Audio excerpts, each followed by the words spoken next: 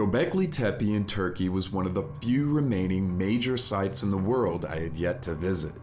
The stage was set for this trip over the last year as my good friend Jimmy Corsetti from Bright Insight blasted the archaeological community for their defense and lack of speaking out against the trees covering unexcavated areas at one of the world's oldest and most important archaeological sites. The public pushback created the environment necessary to enact real change, and his continued persistence demanded accountability that actually resulted in the trees being removed. So, now seemed like the perfect time to see the site, document for ourselves how Gobekli Tepe was being excavated, cared for, and managed in the midst of all this change and controversy.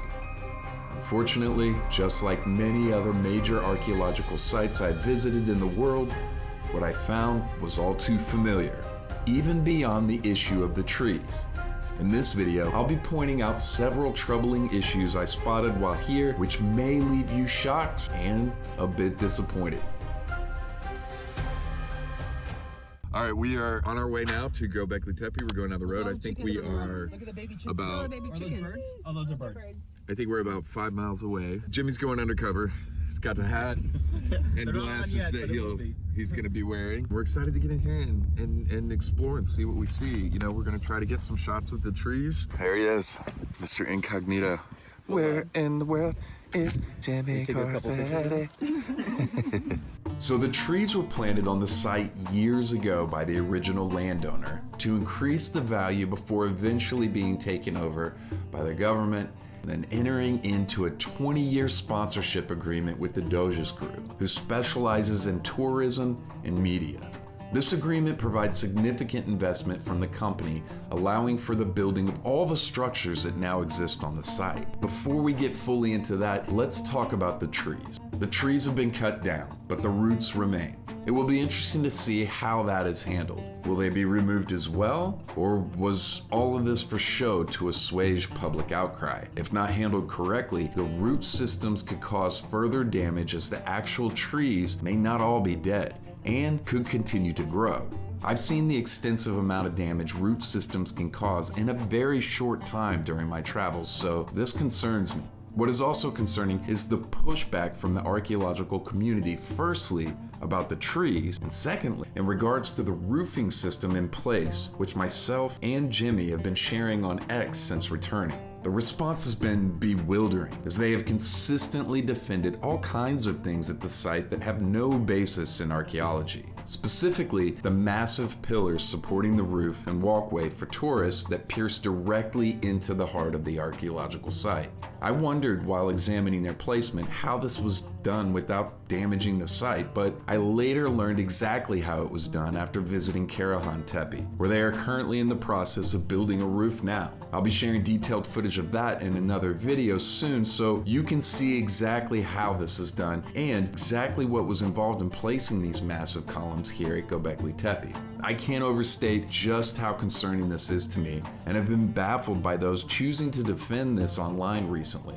But it's been the same crowd that also defended the trees. The surprising part is the ones who benefit the most from this type of construction, myself and other content creators, tourists, and visitors, are the ones speaking out against this the loudest. But in all fairness to the field of archaeology, the only thing they may really be guilty of is most of the community's silence against this type of handling of ancient sites, and a very vocal few others online who continue to defend this type of handling of our past. In 2016, the Doges Group entered a 20-year sponsorship agreement with the Ministry of Culture and Tourism in Turkey, announced at the World Economic Forum in Davos, pledging $15 million to support excavations, build visitor facilities like the 2018 Visitor Center, and promote the site globally. Okay, so we got our tickets, no problem. We gotta go through another point up here. Jimmy looking sufficiently undercover. I love it. This place, just on initial impression, is just hugely already set up for tourism. I mean, it's like already developed to the point of other major sites around the world, and they're building more. When we drove in, there was a huge development going on there, so it's a whole thing. But I'm excited to get up here and see. This deal effectively hands them significant control over tourism revenue streams. Think ticket sales, guided tours, and merchandising, since they funded and managed the modern infrastructure. The Doges Group, with its vast portfolio across automotive, tourism, and media, with 250 plus companies and billions in revenue, treats Göbekli Tepe as a prestige project and a cash cow with plans for greatly increasing tourism. Their CEO, Ferit Sahik, a WEF regular, likely sees this as both a business opportunity and a cultural flex. Archaeological efforts, led by the German Archaeological Institute and the Sanlierfa Museum, don't directly generate profits. They're funded by grants and the Doge's sponsorship. Any profits from their work, like academic prestige or artifact discoveries, are supposed to stay within the scientific and governmental sphere, not private hands.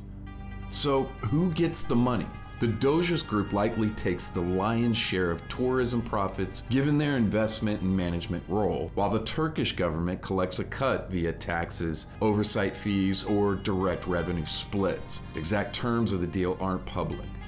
The split depends on their agreement, but Doge's deep pockets and tourism expertise suggest they're the bigger winners financially. What is happening in Turkey is just the latest and currently the most covered issue at an ancient site, but it certainly isn't unique. I'm not sure what the blowback will be from documenting and sharing all of this, but it needs to be brought to light. All right, so just getting up here. I mean, everything is just completely already moving into like this entire focus on tourism, you can tell. I mean, there's gift shops up here at the top. You gotta take a shuttle up to the top. They're already building gift shops and all sorts of stuff up here. The actual area isn't that big. Let's see, there's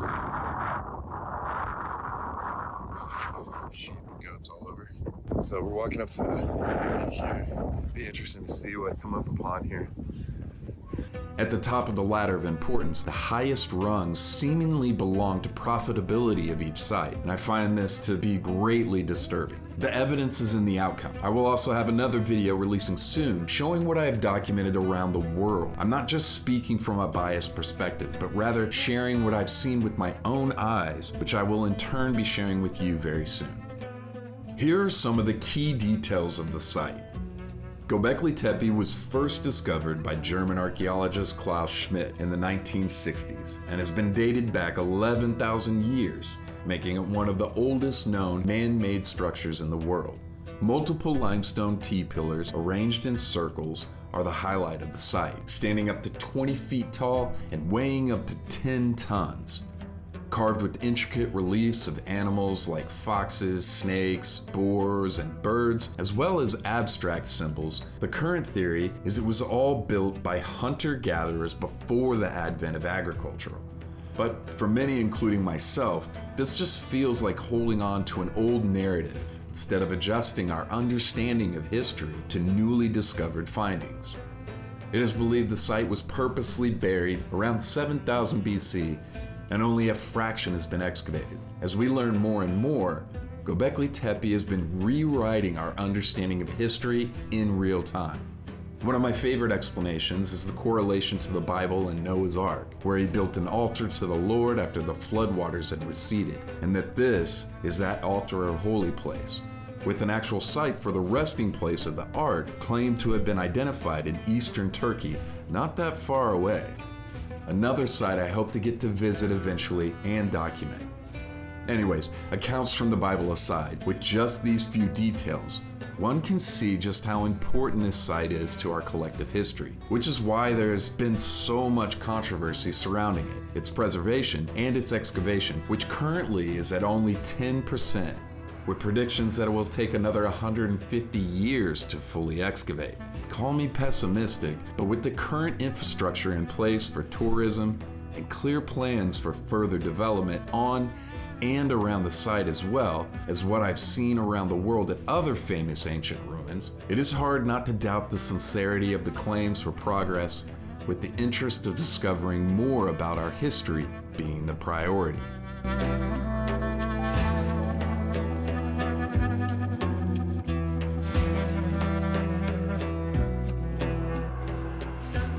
So this is amazing to be here and experience this and get to see everything. The pillars are incredible and the reliefs on those are incredible. There's one I think is being blocked right now, the monkey type thing that's crawling up the side of it. It's really awesome. You know, it does suck to see how developed the site is in terms of for tourism and how like it's not developed in a way that it's like around it. It's developed in a way that it's like in the site. The poles here that provide all the roof cover and everything like that.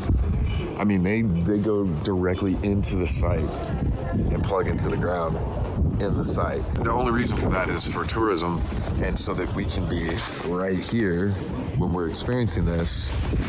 That's the only reason for it, because the hillside goes up further. You could still see this from a distance without putting the walkway directly into the site. I've been wanting to come here forever, so it's incredible to be here. So I've been out here in Göbekli Tepe for about 30 minutes, and there's a few things that stand out. One of which is that this is worse than I thought. Look at all this debris, these stones that could stand to be removed. Are you telling me they could remove more than this by now? If you really study and look, like, how have they not cleared more of this out? All the photos that I've seen online didn't truly paint a picture of the reality of just how much more of this could have been removed by now. That's number one. Number two, and I actually have a few points, so number two would be, with this infrastructure, the viewing platforms and these steel beams stabbing heavily into the archaeological site itself, this illustrates that there's no intention to fully excavate this site. They'd have to remove this platform to do it. End of. Number three is that there's so much debate on whether this site was purposely buried, or with the studies, what these archaeologists are now saying is that no, it was the result of a landslide from the hill above. The hill is right there, and there's pillars standing up inside those stones. All of this is every reason to believe that if you see all these stones, if this was a landslide, these pillars that are still intact over there would have been destroyed and knocked over and obliterated. This is every reason to think that these stones were stacked and purposely buried, just as originally thought by Klaus Schmidt, the original archaeologist that worked this site. And I'm sorry, I'm just not seeing it. I mean, that hill up top is not big enough to justify saying that, oh yeah, it just slid in. They said it was multiple slides in. I'm like, no, like that, I don't understand. Like, do they really buy that? Like, that's not what that looks like. And I got extensive video and pictures of it from up top there. Like, no, this validates that this was purposely buried in my mind. But honestly, brother, my big takeaway, my initial impression of this is like, really? They couldn't have removed more than this? Look at all these stones. Look at all this.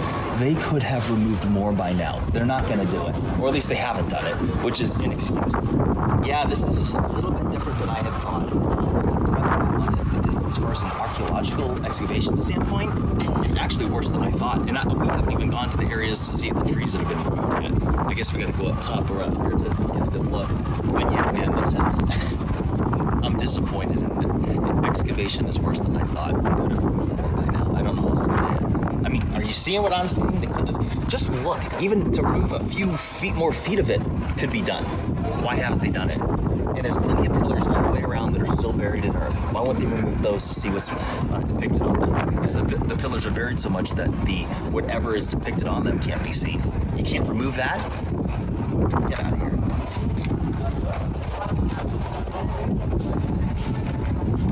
And like I was mentioning before, the site is like, it feels like it's built for tourism now. Yeah.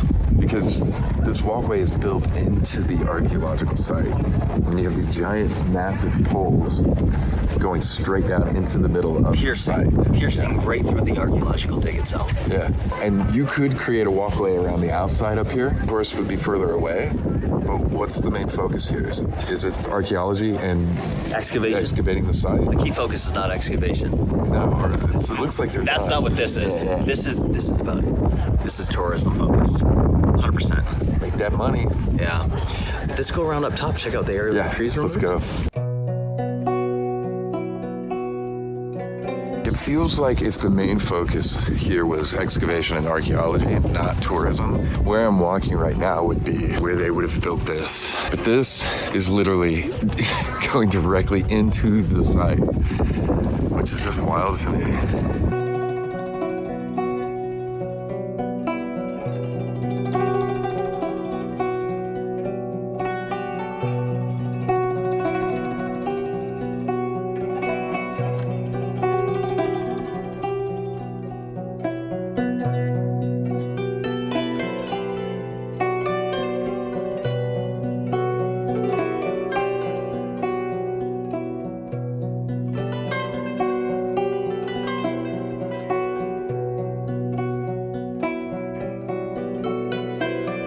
So Jimmy, I don't know who that is. I feel like you got this done, bro. Look at this. They're gone. They're all gone. And on the other side that we just showed, they cut them down and they're removing them as we speak. You know, as someone that hates manual labor, I've seen all these people out here fucking hauling tree branches. I hope they're getting paid good because they're picking up and breaking their backs right now. Yeah, they're out there hauling trees off. My dad used to make me landscape the yard as a kid for allowance, and I hated it. Mowing the lawn wasn't so bad, but like trimming bushes and raking rocks and all that other nonsense. But this was necessary. This is directly on the site, and I just can't understand how archaeologists were defending this at all, even a little bit in any way. You want to go over to this other viewing platform? This is the one where a guy had told me, the former landowner, that this roofing system over here is on the verge of collapse, Yes. and he won't work under it anymore. Yeah. So I want to see Yeah. it with my own eyes. Let's go. All right.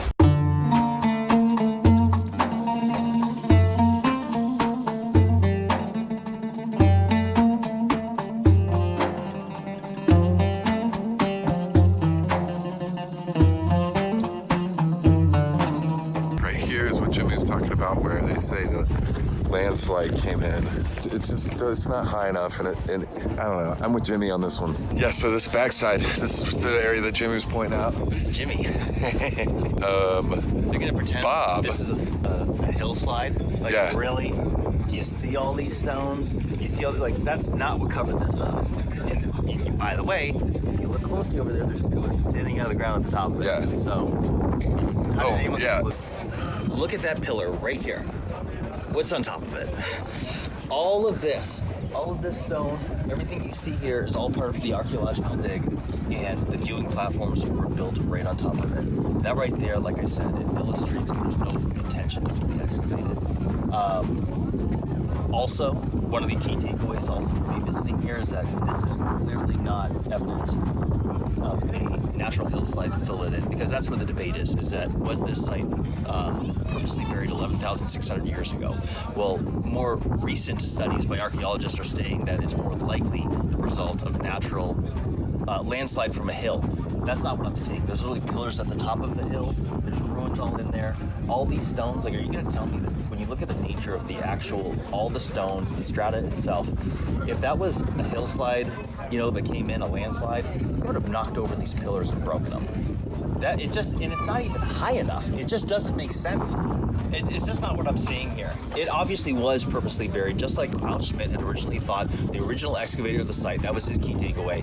And I'm sorry, anyone with eyes to see can say that makes no sense. Look at the nature of the stones themselves. It appears to be filled in, it appears to be purposeful.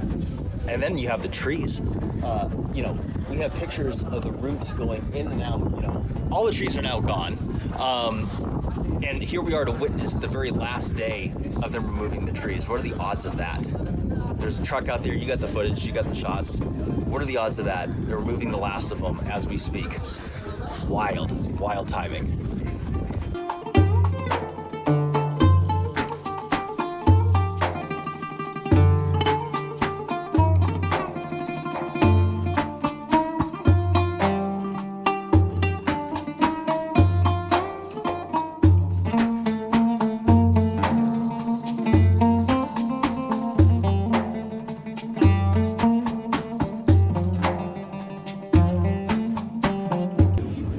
Jones, what do you think of the site? I don't know, still processing it. I like it a lot. It was great. It was confusing how you would know if it was actually buried or not. It's confusing where it's at, like how they ever found this to begin with. And if this is here, then how much else is really around, like in the neighboring hills around it. It's like on the top of a weird rocky hill with a bunch of sheep on it. It makes you start looking around at everything going like, what else is buried all around everywhere? They have like this weird plaster that they put on stuff, which is confusing to me. Yeah, I liked it though. It was great. You should definitely come to Gobekli Tepe if to do things. I think that just walk through perfectly sums up the problem with modern archaeology is it's all a show for money, tourism. I mean, this whole place, it's developed for tourism more than I expected. You can see that the plans for further development are extensive in the future. So it's just, I don't know, it's wild, you know, to see that money trumps preserving our history. I had hoped for real change and a focus on preservation, excavation, and a renewed passion for the pursuit of understanding our collective ancient history. Instead, what I found was more of the same and further evidence that the institutions that are supposed to be speaking out the loudest in defense of these sites, the ones with the greatest amount of access, have let us all down for the sake of supporting a system focused on profit while spending their time online railing against content creators. Although the tide slowly seems to be shifting as more and more archaeologists are speaking out against this current system of handling ancient sites. All we can do until change happens is continue pointing out what we see. Thank you so much for watching. I'm glad to have you here. Make sure you stay tuned for my next video release exploring even more of what I discussed here, but from my findings all over the world. If you like this video, consider subscribing to the channel. It's the easiest and best way to support my work. Also, make sure you are following Jimmy here on YouTube and X to support him as well. He has a massive platform and is using it to shed light on these topics to a huge audience. And I couldn't be more grateful to him for his support over the years as I've continued to grow and share new content from my travels. If you have a love for ancient history and new discoveries, I encourage you to find somewhere to get plugged in with others who share your passion. We can all contribute, each in our own way. You can follow me on X to keep up with me in real time as I continue to explore the world. Or meet me in person at an event, conference, or tour. I'd love to shake your hand.